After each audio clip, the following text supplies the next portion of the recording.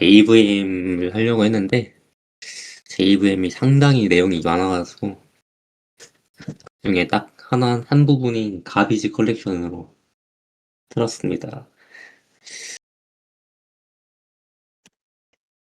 우선 가비지 컬렉션이 뭐냐에 대해서 그 배경에 대해서 설명을 하자면, 우리가 원래 C에서는 이렇게 포인터 같은 거 막 선언을 한 다음에 M 올록이든 뭐 C 볼 뿌리면 U가 되겠죠. 그렇게 그런 걸로 할당을 해주고 직접 그 객체를 다 사용을 했으면은 프리를 해줬어야 했어요.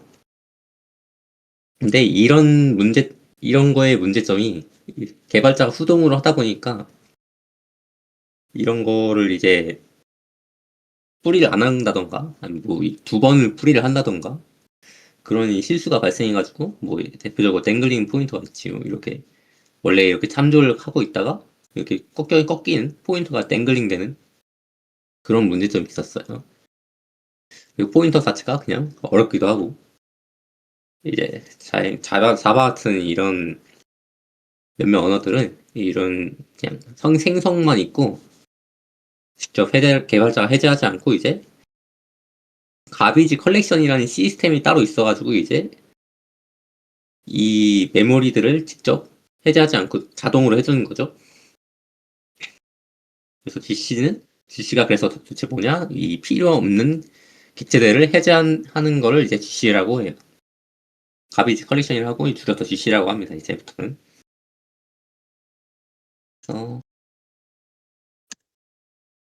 대표적인 방법이, 이 가비지 컬렉션의 대표적인 방법이 두 가지가 있는데, 일반적인 얘기를 좀 먼저 해볼게요. 이제 우선 두 가지 방법 중에 하나로 레퍼런스 카운트 방식이 있어요. 이 파이썬이나 막 스위프트 같은 데서 쓰는 건데, 이 필요 없는 객체들을 제거를 해야 하는데 이걸 어떻게 하냐 했을 때 딱 두 가지 방법인데, 이거는 참조하는 횟수를 세는 거예요.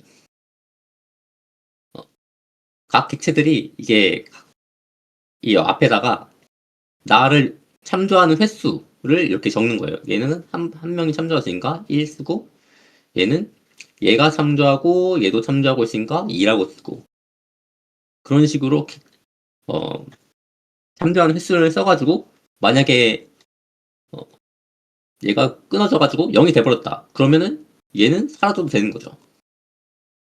그 때문에 그래서 이제 0 되면은 이제 자동으로 해제하는 방식이 이제 레퍼런스 카운트입니다.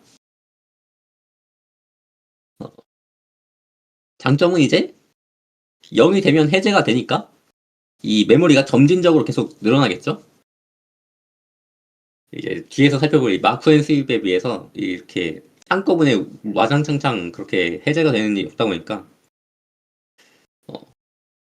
지연 시간이 좀 짧은 장점이 있고, 대신 이제 이렇게 추가적인 그 객체마다 레퍼런스 카운트를 표시해야 하다 보니까 추가적인 메모리가 들고, 또 참조할 때마다 해제할 때마다 이렇게 플러스 마이너스를 해줘야 하다 보니까 이제 CPU 사이클 좀 더 먹겠죠. 이걸 무엇보다 이게 리퍼런스 카운터의 좀 치명적인 단점인데, 지금 이 그림에서도 얘가 얘를 참조하고 얘가 얘를 참조하고 얘가 또 다시 얘를 참조하는 이런 순환 참조가 있어가지고, 얘가 해제가 된다고 하더라도 요것끼리 서로 참조를 하고 있어가지고 0이 되지 않아요, 레퍼런스 카운트가. 그래서 이런 문제를 반드시 해결해야 하는 그런 또 다른 문제가 있다. 그래서 이 레퍼런스 카운트 방식을 쓰는 언어들은 따로 이 수단 참조를 하기 위해서 뭐 또 다른 방법을 둬야 돼요. 뭐 예컨대 파이썬은 뭐 GC란다. 그 뒤에서 살펴보고 마크 앤 수입 방식을 따로 또 보조적으로 사용한다던가 그런 식으로 해야 합니다. 그래서 두 가지, 아까 그 레퍼런스 카운트와 마크 앤 수입 방식 중에 한 가지 설명했고, 남은 한 가지가 이제 마크 앤 수입 방식이에요. 우리 자바에서도 쓰는 방식인데 대부분의 언어들이 이 방식을 채택하고 있고, 어, 이제 마크 앤 수입 방식은 이제 루트라는 메모리를 둔 다음에 여기서부터 도달 가능하냐 안 하냐를 체크를 하는 거예요. 그래서 도달을 못했으면 해제하면 됩니다. 예컨대 여기서는 이렇게 루트로부터 이렇게 참조를 받아가지고 뭐 이것저것 이런저런 참조를 하겠죠. 이 루트는 여러 개일 수도 있습니다. 그러다가 이제 메모리가 부족해졌다. 그럼 이제 마크를 하는 겁니다. 루트로부터 따라가서 너 체크되고, 너 체크되고, 너도 체크되고, 너도 체크되고. 그런 식으로 그래프 순회를 하면서 마킹을 하는 거죠. 이 마킹이 안 된 놈들은 이제 죽어버린 겁니다. 이 방식으로 이제 순환 참조가 발생한다 하더라도 뭐 근데 여기서 루트 스페이스를 했다 하면은 아까 여기가 끊어졌다고 생각했을 때 여기 두 개만 체크가 되고 요 세 개는 체크 안 되겠죠? 이거는 순환 체크가 있어도 도달에 불가능하면은 체크가 안 됩니다. 그래서 순환 참조를 없앨 수가 있어요. 대신에 이 방식은 이제 프로그램이 일시가 정지가 돼가지고 이 스탑 더 월드라고 하는데 이 루트 체크하고 이거 지우는 동안에 이게 멈춰야 해요. 프로그램이 멈춰야 해요. 그래가지고 좀 치명적인 단점이 이런 치명적인 단점이 있습니다. 뭐이 외에도 마크의 수입이나 레퍼런스 카운트 외에도 뭐 각각 무슨 소유권 이런 좀 특이한 방식들의 그런 방식들이 있긴 한데 두 가지 정도가 제일 메인이다. 알아두시면 될 것 같고 이제 자바의 가비지 컬렉터에 대해서 좀 설명을 할 건데 그럼 JVM에 대해서 살짝만 짚고 넘어갈게요. 이 JVM은 이제 자바로 개발한 프로그램을 컴파일러해서 만들어진 이 바이트 코드들을 실행시키기 위한 가상 머신이라고 되어 있는데 바이트 코드는 이제 점 클래스 같은 파일들을 말하는 거죠. 근데 이게 자바라고 써놨지만 이제는 뭐 코틀린이나 뭐 스칼라나 이것저것 돼가지고 꼭 JVM인지는 모르겠어요. 아무튼 그래서 이런 점 클래스 파일들이 만들어지면은 이제 클래스 로더에서 메모리 이쪽으로 적재를 해주는 거죠. 로딩을 해주는 거고, 그리고 이제 메모리 영역에는 이제 뭐 여러분들이 아는 이 메소드 에리어의 일종의 상수풀 같은 것도 있고, 뭐 객체가 저장되는 힙 같은 것도 있죠. 그리고 뭐 VM이다 보니까 이렇게 각각 스택이나 뭐 레지스터 이런 것들이 있어요. 그리고 또 세 가지 중에 나머지 한 가지의 실행 엔진인데 여기에 이제 우리가 아는 가비지 컬렉터가 들어있어요. 뭐 JIT 컴파일러 이런 것도 있고요. 이제 이게 JVM이 워낙 방대해가지고 이 각각의 내용을 좀 다루기에는 시간이 좀 많이 걸릴 것 같더라고요. 그래가지고 나중에 또 따로 찾아보셔야 하지 않나라는 생각을 하고요. 그리고 이게 JVM 스페시피케이션에 써있는 건데 스펙에 써있는 건데 Implementation details that are not part of the Java Virtual Machine Specification 이라고 써있어요. 제가 보면 그렇게 써있는데 이게 뭔 소리냐, 구현의 디테일은 이 스펙에 안 써있다예요. 그래가지고 요 힙이 어떻게 돼 있을지, 이 메모리가 어떻게 돼 있을지랑 이런 엔진에 뭐가 들어있을지는 그 구현 내용까지는 터치를 안 해요. 뭐 가비지 컬렉터가 있어야 한다는 건 정의를 해놨는데, 그래가지고 우리가 그 벤더라고 하죠. 뭐 IBM이나 뭐 오라클이나 뭐 우리 줄루 쓰는 그런 거라든가 그런 거는 다 벤더 마음이어서 실제로 어떻게 구현되어 있을지는 벤더 어떻게 저도 몰라요. 실제로 변경이 될 수도 있고 뭐 새로 최신 업데이트가 돼가지고 또 우리가 아는 그런 것과 다르게 될 수도 있고. 근데 이제 대신 대부분의 경우는 이제 오라클의 JVM을 쓰기 때문에 핫스팟 JVM을 기준으로 이제 보통 인터넷에 있는 자료들이 다 이런 핫스팟 JVM 기준이라고 생각하시면 될 것 같아요. 그래서 뭐 자바의 GC가 이제 어떤 버전이 어떤 벤더에 따라 갈라진다. 이 정도만 기억하시면 될 것 같고, 저희는 이제 아까 살펴봤던 마크앤 수입하고 레퍼런스 방식 이 두 개는 외우는 게 좋고 외워야 할 것이고, 이제 GC들이 정말 찾아보면 여러 개가 있지만 제가 설명한 제너레이션 GC 정도까지는 외우고 이제 추가적으로 알아둔다면 지원 GC 이런 것 정도는 그 정도?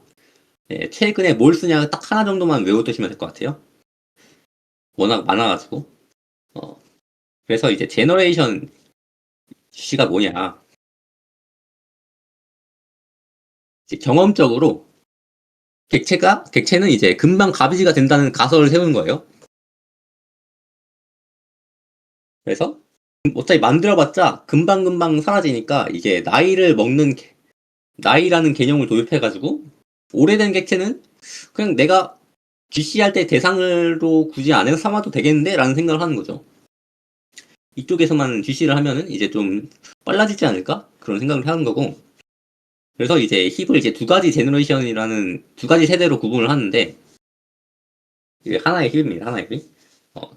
영 제너레이션이 있고 올드 제너레이션을 주는 거예요. 그래서 이 GC를 시킬 때마다 각각 객체마다 에이지를 준다 했는데 그거를 증가시켜가지고 일정 수준이 되면은 이제 올드 쪽으로 옮겨주는 거예요.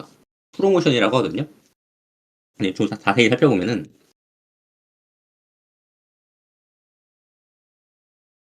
이제 아까 살펴봤던 영 제너레이션은 자세히 살펴보면은 이제 세 가지 영역으로 나뉘어요. 에덴 영역이 있고 서바이버 0, 1 이렇게 영역이 있고 영역이 있는데요. 어, 에덴 영역은 우선 할당만을 위한 공간이에요. 이렇게 객체가 새로 생성됐을 때 무조건 와야 하는 공간. 뭐 에덴이라는 게 뭐 그렇다 하더라고요. 뭐 제가 기독교가 아니어가지고 잘 모르겠는데. 그래서 아무튼 그래서 할당을 하기 위한 공간 에덴을 두고 이게 서바이버 1은 이제 이 정의가 좀 잘못된 것 같은데 둘 다 에덴에서 살아남은 영역이라 생각하시면 돼요. 이거 나중에 설명드릴게요. 이거는 좀 무시를 하시고. 아무튼 이렇게 에덴에서 생성이 된다 했는데 에덴에 이렇게 쭉쭉쭉쭉 가득 차겠죠. 객체 하면서 이러면 이제 GC를 하게 돼요. 이 영 제너레이션이 일어나는 건 마이너 GC를 하는데 마이너 GC가 일어나면은 너 이렇게 아까 그 마크 앤 스윕 방식을 했죠. 마크 해가지고 체킹이 안 된 놈들을 다 죽이고 이제 체킹이 된 놈들을 이제 옮겨줘야 해요. 뭐 이렇게 두 개가 체크됐다 하면은 얘를 이제 서바이버 쪽으로 옮겨주는 거죠. 어디 갔어? 네, 그래서 뭔가 옮겨졌다고 합시다. 그리고 또 객체 하면서 이렇게 또 생성이 되는 거예요. 그럼 또 서바이버 쪽으로 옮기는데 이번에는 다른 반대편으로 옮겨야 돼요. 아까가 서바이버 0으로 옮겼으니까 그 다음에는 서바이버 1 쪽에 이렇게 또 옮겨줘야 한다는 거예요. 그리고 나머지 영역이 있던 거는 이렇게 지워줘야 합니다. 그리고 또 일어난다면 이제 서바이버 1 쪽으로 옮기겠죠, 이렇게. 이렇게 왔다 갔다 하면서 어, 에덴에 살아남은 객체랑 이 서바이버 쪽에 살아남은 객체를 왔다 갔다 하면서 에이지가 계속 상승이 되겠죠? 특정 객체는 계속 오래 살아남을 거예요. 뭐 이 객체가 오래 살아남았고 합시다. 그러면 이제 일정 기준의 에이지가 넘었으면 이제 프로모션을 시켜주는 거예요. 이 프로모션을 시켜줘서 이 올드 제너레이션 쪽으로 옮겨야 하는 거예요. 그리고 계속 이 에덴 하면서 뭔가 서바이버 왔다 갔다 하고 그러다 보면 또 계속 프로모션이 일어나면은 이제 올드 제너레이션 마저도 차는 순간이 와버리는 거예요. 와버릴 수 있겠죠? 그러면은 이제 메이저 GC라고 이 올드 제너레이션에 대해서도 이제 GC를 해야 하는 겁니다. 그래서 그거를 이제 메이저 GC라고 합니다. 제가 그림을 이렇게 그린 것도 이 마이너하는 이 영 제너레이션보다 올드 제너레이션이 훨씬 크기 때문에 아주 긴 정지 시간이 발생합니다. 이 마이너 GC 자체도 0.5초에서 1초 정도 걸리는데 메이저 GC는 진짜 몇 초 단위로 걸려요. 아무튼 이렇게 이렇게 알아두시면 될 것 같고, 세대별 GC 방식은 벌써 15분이 지났네. 네, 그래서 요약을 하면은 GC는 이제 참조되지 않는 객체를 자동으로 해제하는 거고, 장점으로는 이제 개발자가 이제 직접 안 하다 보니까 이상을 실수할 필요도 없고 메모리 누수 없다. 하지만 단 언제 할지도 모르고 GC라는 그 오버헤드가 있기 때문에 느려질 수 있다. 그래서 방식은 아까 두 가지 방식, 뭐 여러 개 있긴 하지만 이 두 가지 방식이 메인이고, 레퍼런스 카운터랑 마크 앤 스윕이 있고, 우리 자바에서는 제너레이션 GC, 이 마크 앤 스윕의 변형으로 제너레이션 GC를 한다. 제너레이션 GC는 영 제너레이션과 올드 제너레이션으로 나눠가지고, 이 마이너 GC를 이 영 제너레이션 계속 반복을 하면서 오랫동안 살아남는 객체를 이제 올드 제너레이션 쪽으로 옮겨주면은 되는 방식이고, 올드마저 꽉 차면은 이제 메이저 GC를 해가지고 올드 제너레이션도 지워줘야 한다. 꼭 기억을 하시면 될 것 같습니다. 질문 있나요?